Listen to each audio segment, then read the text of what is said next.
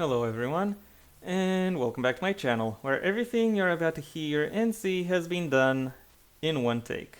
I'm your host, the One Take Man. For today's video, I have no clue how long it will last, so don't be fooled by the layout, which I have used so far for some pretty long ones. This one will be relatively short, I think. I haven't really, I haven't really tested this, tested this premise out before I started rolling. The basic idea behind this video is, as not just the title, but also what stands before you says, is how I would create a Daft Punk greatest hits album. So by that I mean that I've listened to all of Daft Punk's studio discography, their soundtrack album, and both of their live albums. The soundtrack album was somewhat uninteresting in and of itself, so don't expect any of the songs from that to show up here. And also, the live albums were mainly, remixes from the discography, and I thought, so for that reason, they will not come into play when putting this album together. Instead, the greatest hits album will consist solely of tracks from each of the studio albums. Maybe once I go through the remix or compilation albums, I might just, I might create a second greatest hits disc. But for now, I'm sticking with a greatest hits album that utilizes tracks solely from the studio discography. And what do I mean by greatest hits? Well, I will have both singles and deep cuts show up within this video. And the idea behind how I put this video or this compilation of tracks together isn't just which are the best songs of Daft Punk, because while being great does subsume being good, qualitatively speaking. It also subsumes some external factors, such as influence and legacy, not just in terms of internal legacy, as in what these songs mean to Daft Punk in terms of image and imagery, in terms of imagery or external appeal, but also in terms of the influence of in terms of their respective influence of how it is that people see them and what their perspective of this duo is. So, with that out of the way, I also want to specify that I'm looking for a more or less 1 in 4 songs to be represented. I was initially thinking about having the greatest hits CD be a double album with one of these albums consisting of the best singles from each album, and then the other would be the best deep cuts.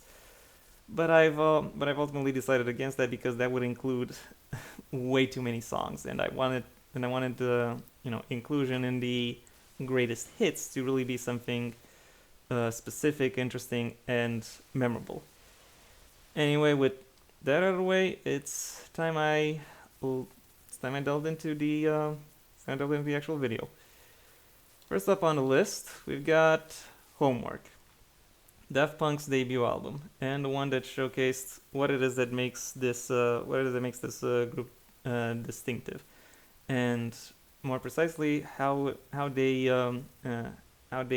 compose tracks, and what it is about their style that allows them to stand out within the sea of similar such groups. To that end, the tracks that I think do the best job at delineating what Daft Punk would end up being are, in my opinion, Daft and Direct, The Funk, Revolution 909, and Alive. So 2 singles, 2 deep cuts. Daft and Direct is the first track of this album, and I absolutely love it. Like the rhythm work, the layering, and all of the other uh, compositional tricks that make Daft Punk distinctive. All of it is present right from the beginning, and all of it stands out in a in a very memorable way. So there is no way Daft and Direct would not show up here. Next up, the Funk, which originally was a stand-up title, but was later included into the into the debut album, and it also does a good job at showcasing their the ways they play with rhythm, and the various instrumental themes that they integrate, and how it is that they can evoke emotion uh, through their compositions. Next one, Revolution 909. This one, this one, admittedly, is perhaps a little bit more complex. Not necessarily from a compositional standpoint, but more so from a sample and instrumentation standpoint, because and I think it showcases what what makes Daft Punk stand out, and how it is that they can bring soul into what is arguably a soulless machine, as in how they are able to, or more precisely, how they are able to evoke feeling, and by that I mean feelings more complex than just "whoa, I want to dance," from their from their soundscape. And speaking of soundscape, the last track here, "Alive," is very much the epitome of that, because I've described before that it sounds sounds anthemic, it sounds big, it sounds meaningful, and Daft Punk know how to utilize that setting in order to also make it distinctive. It is not for nothing that this track is ended up naming both their first and their second live albums, and it does show up on both of them, and it is pretty much a showstopper on both occasions. So for that reason, it obviously has to be here. Next up, we've got Discovery. This was meant to be a concept album about what it's like to discover music as a child, and how you just groove to it regardless of regardless of what it is, because you don't really have any of the context to separate it for yourself, and and it also occupies a very interesting point as a linchpin within their discography, because after they've kicked down the door with Homework, it showcases that they actually have that there is more to there is more to them, and more to how it is that they compose, how they create sounds, how they create rhythms, how they create variations. And I think the tracks that most effectively evoke that are "One More Time," "Aerodynamic," "Harder, Better, Faster, Stronger." All of them singles, it has to be said. "One More Time" is perhaps the most complete track off of this entire album, and it is also the one that most directly relies on lyrics, not just from this album, but arguably from their entire discography. And it is when I've reviewed the Discovery, I actually said that this is the track that most directly evokes that theme. It is the one that best describes what it's like to find new music and just vibe to it. The instrumentation is minimal, but it does its job. On the other end, we've got "Aerodynamic," which like a lot of other tracks, not just from this album but also from their discography overall, is an instrumental, and it also showcases, and it is spoiler alert. Actually, no spoiler alert. It is actually the first Daft Punk song I ever listened to, and I was legit blown away. Uh, primarily by primarily by the guitar riff, if I'm gonna be perfectly honest. But even beyond that, the build up to it and how it winds down, it's it's amazing, and it is very interesting to behold, and it very much showcases how how once again how Daft Punk can use compositional themes and how they can use leitmotifs um, in order to bring soul into their into their music. And lastly, harder, better, faster, stronger. It's just like excellent meme fodder, and it is perhaps the most fun track off of this off of this album. One of the most fun fun songs off of their from their entire discography, and just the ways in which they just the ways in which they play with their with rhythms, with composition, with all the various tricks they have, all the various tricks of the trade that they have in their back pocket, and how they are able to throw them out, display them. I think makes this track memorable. Next up, we've got Human After All. I kind of blanked out on the name of the album for a little bit. This is the more controversial album of their discography. It's not controversial because it touches upon controversial topics. It's controversial because it is viewed as the not good one. It's not bad, but it's rather just kind of not good. It doesn't really stand out to the extent that others do, and but it does have some very interesting some very interesting tricks of the trade that it goes for, and there are various means through which it becomes memorable in its own right.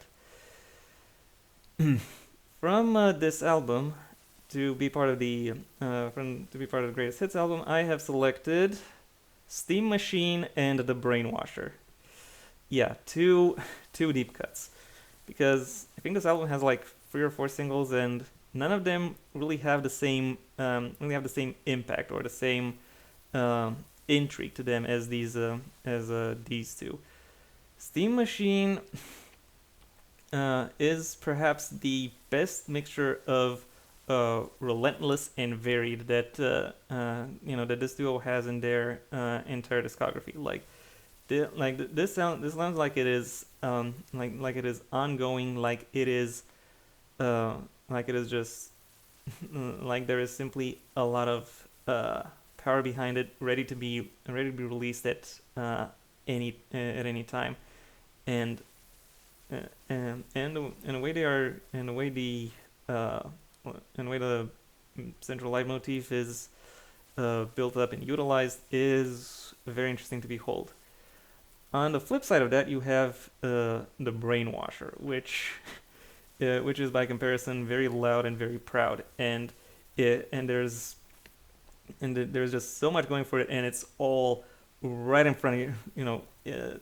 And I would not, maybe not in your face, but it's the auditory equivalent of that. It's all it's all very obvious, very bombastic, and but the ways in which everything is laid out, and the ways everything in which everything plays out still makes it very memorable, very engaging. And for that reason, I want these tracks, for these reasons, I want these tracks to be in the Greatest Hits album. And next up, we've got Random Access Memories, their final studio album, and if I may be so bold, I have no problem calling it the best album they've ever made, their masterpiece, because I've talked about it quite a bit in my review of it, but this really showcases what Daft Punk can do when they have when they have uh, as much as they want at their disposal, and when they actually go out to uh, integrate and make creative use of as many sounds as possible, you'll find that these sounds are used in very intriguing, very interesting, very exciting ways, and uh, and all of that very much leaves a memorable and exciting listening experience. From this album, I have selected Give Life Back to Music, Giorgio by Moroder, Instant Crush, and Contact. Give Life Back to Music is the opening track of this album, and also strangely enough, strangely enough, it's last single. Maybe because they didn't think it was good enough initially, but then they were like, you know what, it actually is. So let's put it out. And it distinctly showcases the main point and thesis statement of this album. The same way Daft and Direct worked for their debut, Give Life Back to Music works for Random Access Memories, because they are going like retro disco, and they want to and they simply want to have fun with the songs they present, and in that sense, this is very much the most interesting and the most memorable song that corresponds more traditional ideas of fun with music. Jojo by Moroder, I also talked about this one when I reviewed the album.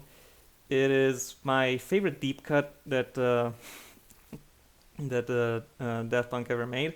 Arguably one of my favorite songs of all time from Daft Punk. It is 9 minutes long, and it could easily have gone on for 90, because there is simply so much variation. There is so much emotion, and all of the leitmotifs and sound themes that they managed to bring into the song and have them play off against each other, all make for a very interesting and very memorable listening experience. Giovanni Giorgio Moroder also, having his voiceover does, to some extent, I'll admit, contribute to what it is that makes this song interesting. It very much comes across as a as an old veteran recounting his experiences, all the while his experiences play in the background, which may play out, all of which makes it very interesting.